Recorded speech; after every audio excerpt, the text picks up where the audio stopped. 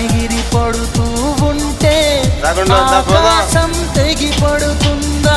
మనసుంటే మార్గం ఉంది కదా, అనుకుంటే అందనిదుంటుందా?